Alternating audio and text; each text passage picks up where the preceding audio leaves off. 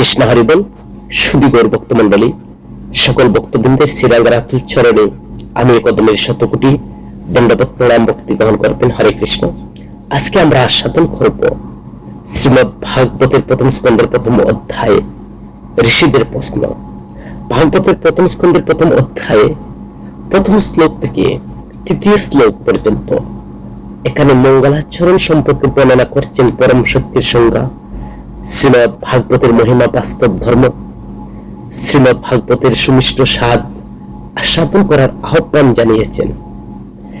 চতুর্থ থেকে অষ্টম শ্লোকে সেখানে ঋষিদের প্রশ্নের পটভূমি, পরমেশ্বর ভগবান ভক্তদের সন্তুষ্টি বিধানের জন্য ঋষিগণ যে যজ্ঞ করতে সমবেত হন, শুধু গোস্বামীকে আসন প্রদান এবং তার মহিমা কীর্তন করা। 9 নং শ্লোক থেকে 23 নং শ্লোকে সেখানে নৈমিষারণ্যের ঋষিরা 6টি প্রশ্ন করছেন, আর সেই 6টি প্রশ্নটি কলিযুগের আদিবাসী সম্পর্কে, কলিযুগের বৈশিষ্ট্য সম্পর্কে এবং শ্রবণের আগ্রহ সম্পর্কে এবং ঋষিদের 6টি প্রশ্ন করেছিলেন। এই হচ্ছে প্রথম অধ্যায়। তো প্রথম অধ্যায়ের প্রথম শ্লোকের পূর্বে আমি সর্বপ্রথম ভাগবতকে প্রণাম জানাই। যে ভাগবত অসাধুকে সাধুত্ব প্রদানকারী, অতি নিজ জাতিকে বা নিজ জীবকে যিনি উত্তোলনকারী, হে শ্রীমদ ভাগবত, কৃপা করে কখনো আমাকে পরিত্যাগ করবেন না। কৃপা করে কৃষ্ণ প্রেম নিয়ে আমার হৃদয়ে কণ্ঠে স্ফুরিত হবে। ভাগবতের প্রথম স্কন্ধের প্রথম শ্লোক বস্তু নির্দেশ, পরম সত্যের সংজ্ঞা। ওম নম ভগবতে ভাসুদেবায় জন্মদাস্য যত অম্বায়ার তৈতশ্চ অর্থস্য অভিজ্ঞসরা তেনেই ব্রহ্মহৃদাশ্চ আদি কবে মুজ্জয়ন্তি যৎসুরেয় তেজ ভারে নিদাম যথা বিনিময় যত্রতি সর্গম বিশা দম্বনা শম্বন সদা নিরস্তু কুহুকাম সত্যম পরম ধীমহি। ওম নম ভগবতে ভাসুদেবায় এর অর্থ হচ্ছে, হে বসুতীর্থনে শ্রীকৃষ্ণ, হে সর্বব্যাপ্ত পরমেশ্বর ভগবান, আমি আপনাকে আমার সশ্রদ্ধা প্রণতি নিবেদন করি। জন্মদাস্যজাত প্রকাশিত ব্রহ্মাণ্ড সমূহের সৃষ্টি, স্থিতি এবং প্রলয়ের পরম কারণ। অম্বায়ার্তশ্চ অভিজ্ঞ সরাট, প্রত্যেক এবং পরোক্ষ ভাবে সবকিছু সম্বন্ধে তুমি অবগত। সরাট হচ্ছেন তিনি সম্পূর্ণরূপে স্বাধীন। তিনি ব্রহ্মহৃদাশ্চ আদি কবি জয়ন্তী যৎসুরে, আদি কবি ব্রহ্মার হৃদয়ে সর্বপ্রথম যে বৈদিক জ্ঞান প্রদান করেছিলেন। এমনকি মহান ঋষিরা এবং স্বর্গের দেবতারা মহাচন্ন হয়ে পড়ে আর তেজ ভারী নিধম যথা বিনিময়, ঠিক যেভাবে মহাচন্ন হয়ে পড়লে আগুনের জল দর্শন হয় অথবা জলে মাটি দর্শন হয়, যত্রতি সর্গম বিশা, তারই প্রভাবে জড়া প্রকৃতির 3টি গুণের মাধ্যমে জড়জগতের সাময়িকভাবে প্রকাশিত। দাম্বনা সেম্বন সদা নিরস্ত কুহুকাং, জড়জগতের মোহ থেকে সম্পূর্ণরূপে মুক্ত এবং তার দামে নিত্যকাল বিরাজ করেন সত্যম পরম ধীমহি। আমি সেই পরম সত্যের বা পরম সত্য পরমেশ্বর ভগবান শ্রীকৃষ্ণের ধ্যান করি, তাই বলা হচ্ছে সত্যম পরম ধীমহি। সেই গুরু ঈশ্বর ভক্ত, ঈশ্বর অবতার, ঈশ্বর প্রকাশ, ঈশ্বর শক্তি সম্মিলিত সত্যরূপে জেনে পরমেশ্বর শ্রী রাধা ভাবে দূতি সুবলিতম শ্রী গৌর সুন্দরকেও আমি প্রণাম করি। সেই তম পরম ধীমহি। এইভাবে ভাগবতের প্রথম স্কন্ধে প্রথম অধ্যায়ে পরম সত্যের সংজ্ঞা প্রদান করছেন, যা পরম সত্যের সংজ্ঞা হচ্ছে অবিদেয়।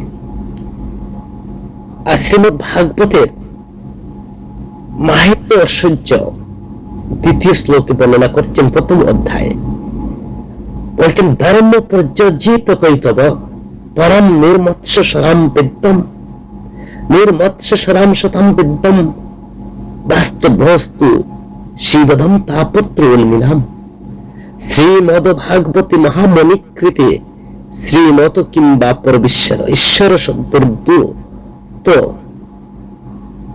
কৃতি বিশুচিস তৎক্ষণাৎ। এখানে বর্ণনা করছেন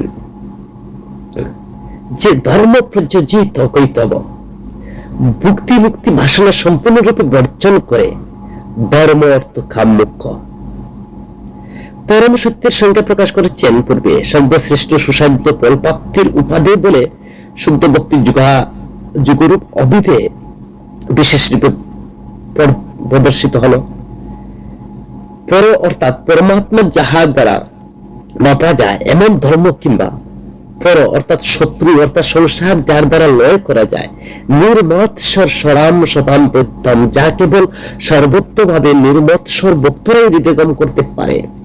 এখানে বলছেন যে ধর্ম প্রযোজিত মানে সল ধর্মকে পরিত্যাগ করে নির্মৎসরাম শতাম নির্মৎসর হতে হবে, যা ভগবত গীতা নবম অধ্যায়ের প্রথম শ্লোকে বলছেন নির্মৎসর মানে কোন মল থাকবে না হৃদয়ে। বাস্তব বস্তু ভগবানের স্বরূপ, নাম, গুণ, রূপ, বৈকুণ্ঠ, ভক্তগণ, ভক্তি এছাড়া আর বাকি সব হচ্ছে অবাস্তব।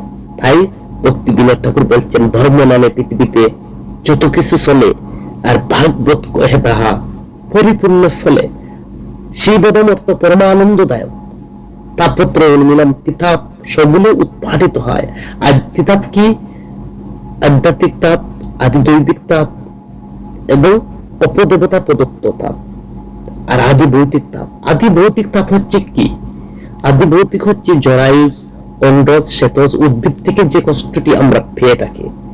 আধ্যাত্মিক হচ্ছে ফল ভোগ বাদ থেকে যে ফলটি আমরা পেয়ে থাকি। আর আদি দৈবিক হচ্ছে ইন্দ্র প্রভৃতি, দেবতা প্রভৃতি, প্রেত প্রভৃতির অপদেবতার প্রদত্ত দ্বারা যে পাপ আমরা যে কষ্ট তিতাপ পেয়ে থাকি। শ্রীমৎ ভাগবত মহামণি বেদব্যাস তিনি উপলব্ধির যে পরিপক্ক অবস্থায় এই শ্রীমৎ ভাগবত রচনা করেছেন। মহামণি নারায়ণের প্রথম যে এই সংক্ষেপে চতুর্থ শ্লোক ভাগবত প্রকাশ করেছিলেন, তো ভগবানের স্বরূপ, রূপ, গুণ, বিভূতি প্রতিপাদক বলে এই মহাপুরাণের ভাগবত নামটি সার্থক হয়েছে শ্রীমৎ। শ্রীমৎ হচ্ছে যে বিশেষণ দ্বারা বোঝানো হয়েছে যে এই গ্রন্থ শ্রেয়মান ব্রহ্মণী বলে, অর্থাৎ পর্যালোচনা করলে অন্য গ্রন্থের চেয়ে মহাত্মা অধিক, কিংবা পড়িয়ে অন্য কোন শাস্ত্র গ্রন্থের আর কি প্রয়োজন রয়েছে? ঈশ্বর সদ্দুর দূরত্ব পরমেশ্বর ভগবান অবিলম্বে হৃদয়ে অবরুদ্ধ হন, অর্থাৎ তিনি হৃদয় থেকে নির্গমন করতে পারেন না। এই ঈশ্বর অবরুদ্ধ শ্রদ্ধা ব্যতীত সাধিত।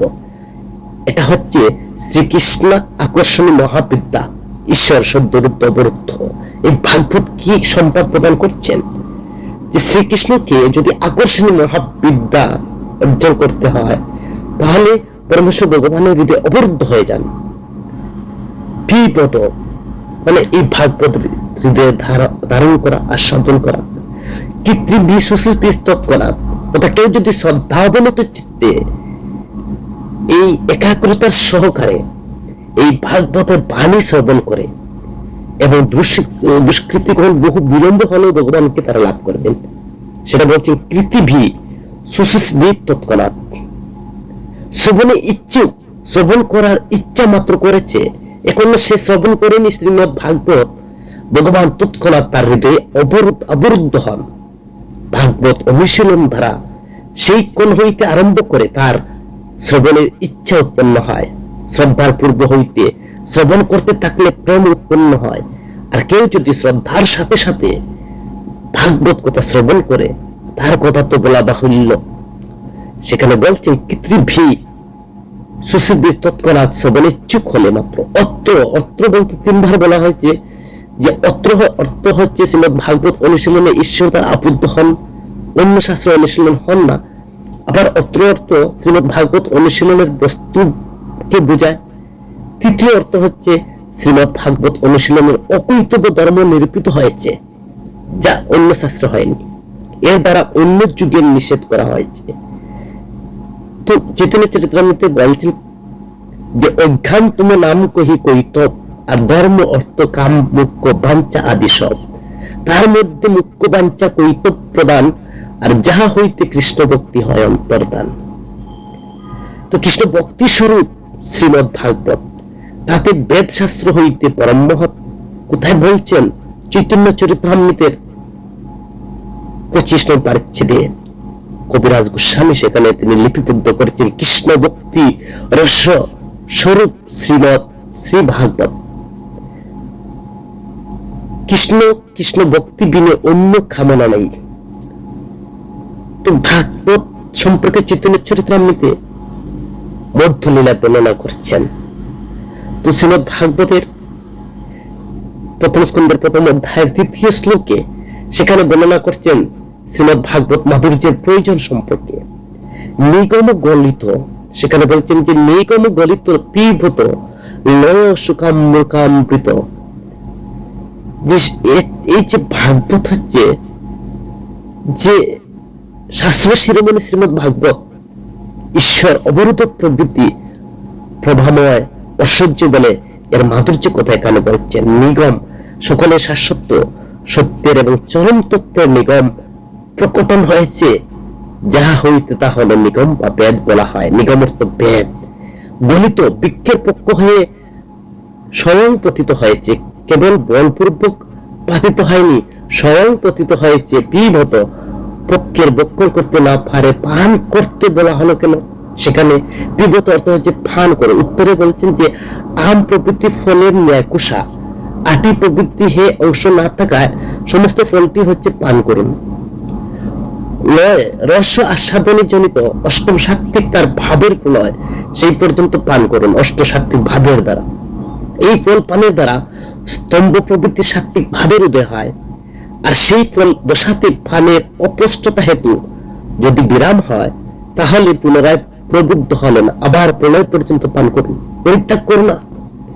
সুখামৃতা অর্থাৎ পর্বত উচ্চশূলা শ্রী নারায়ণ থেকে ব্রহ্মা শাখা, নারদ শাখা, ব্যাসদেব শাখা, শুকমুখ, শুক প্রভৃতি শাখা ধীরে ধীরে পতনের ফলে অখণ্ডিত হয়েছে। শুক আজ নিজের চক্ষুর ধারা অমৃত নিষ্কাশনের জন্য ধার করে দিয়েছেন, আর সেই জন্য তা আরো রসাল হয়েছে।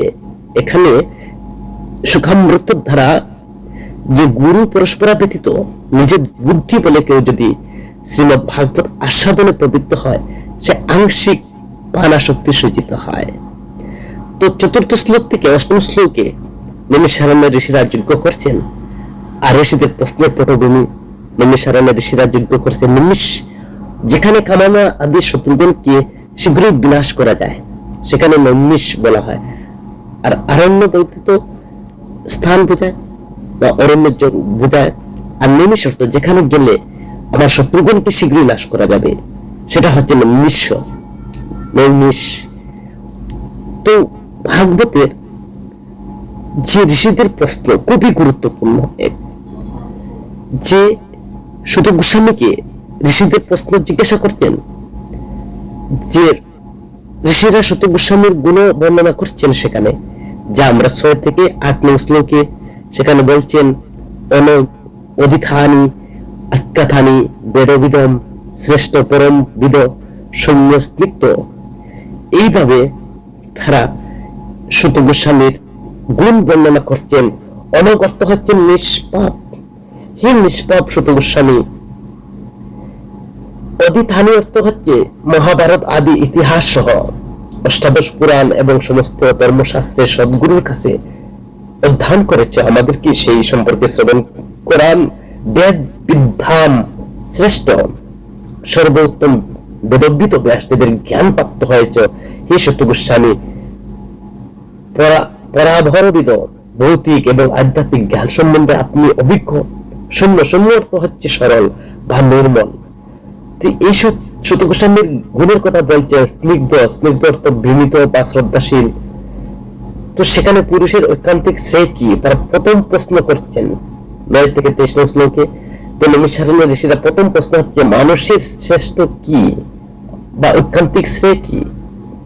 দ্বিতীয় প্রশ্ন করছেন যে আত্মাহরি যাতে প্রসন্ন হয় শ্রুত ভাষার কি, এবং কলিযুগে মানসিক বৈশিষ্ট্য সম্পর্কে সেখানে বর্ণনা করছেন যে অল্প আয়ুষ, মন্দা সুমন্দতন, মন্দা ভাগ্য উপদ্রতা।